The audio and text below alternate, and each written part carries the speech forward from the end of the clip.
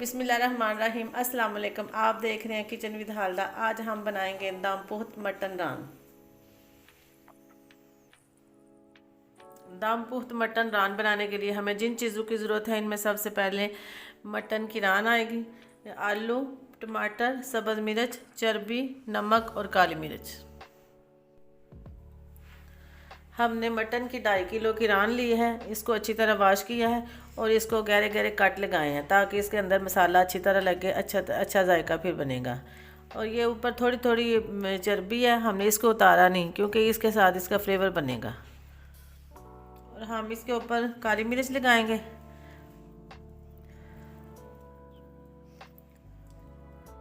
काली मिर्च की क्वांटिटी कोई नहीं, ये हस्बे ज़रूरत है, आप अपनी मर्ज़ी से लगा सकते हैं। चाहे आपने ज़्यादा लगानी है तो ज़्यादा लगा लें, अगर कम स्पाइसी बनानी है तो कम लगा लें।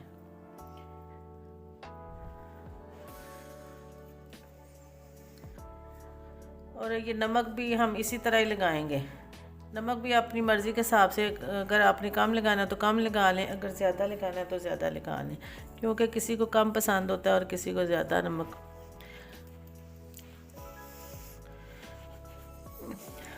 नमक और काली मिर्च को हमने लगा लिया और इसको अच्छी तरह मसलेंगे ताकि इसके अंदर अच्छी तरह जज़ब हो जाए। हमने रान को नमक और काली मिर्च अच्छी तरह लगा लिया है। इसके कट्टों के अंदर बहुत अच्छा नमक और काली मिर्च लगाई है ताकि ये अच्छा बने। अब इसको हम 2.5 घंटे के लिए मैरिनेट होने के लिए रख देंगे। हमने स्टीम देने के लिए बर्तन रखा है। इसके अंदर हम सबसे पहले नीचे चर्बी लगाएंगे।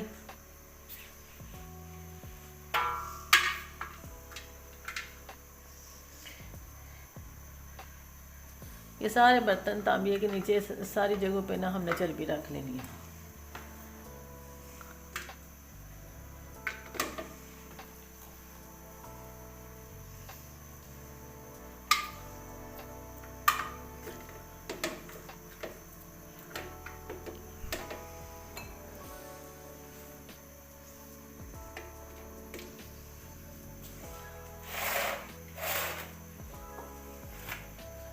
और इसके ऊपर हम अब आलू रखेंगे।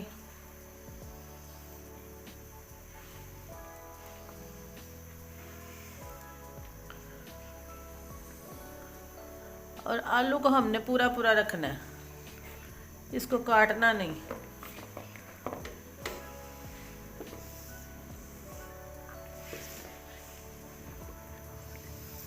और ये तांबिए की ना कोई जगह खाली ना रहे, सारे पे हमने फैला के ना ये आलू रख देने हैं।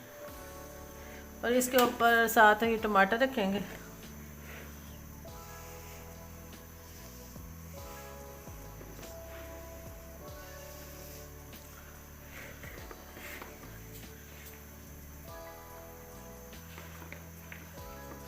और ये 2-3 हम सब्ज़ मिर्चें भी रखेंगे।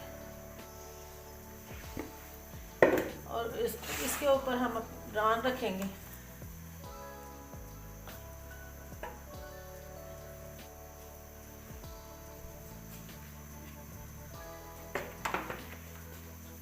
और रान के ऊपर फिर हम ये 2-3 सब्ज़ मिर्चें रख देंगे। इसके साथ इसका बड़ा अच्छा फ्लेवर आएगा।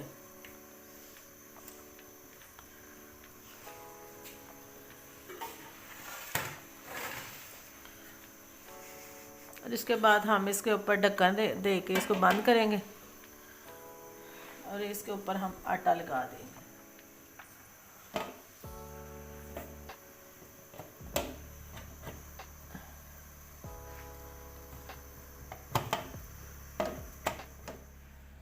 हमने इसको अच्छी तरह बंद कर दी आटा लगा के, ताकि किसी जगह से भी हवा बाहर ना आए, क्योंकि इसकी स्टीम फिर अच्छी आएगी।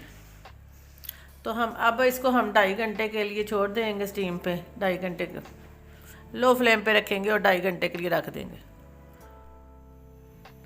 अब हमारे 2.5 घंटे गुजर चुके हैं। हम अपने स्टीम रोस्ट को खोलते हैं।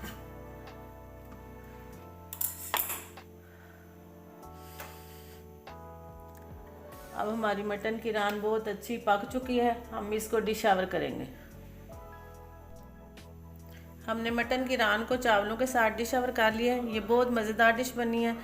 अगर आपको हमारी रेसिपी पसंद आए तो हमारे चैनल को सब्सक्राइब करें, लाइक करें और ज़्यादा से ज़्यादा शेयर करें।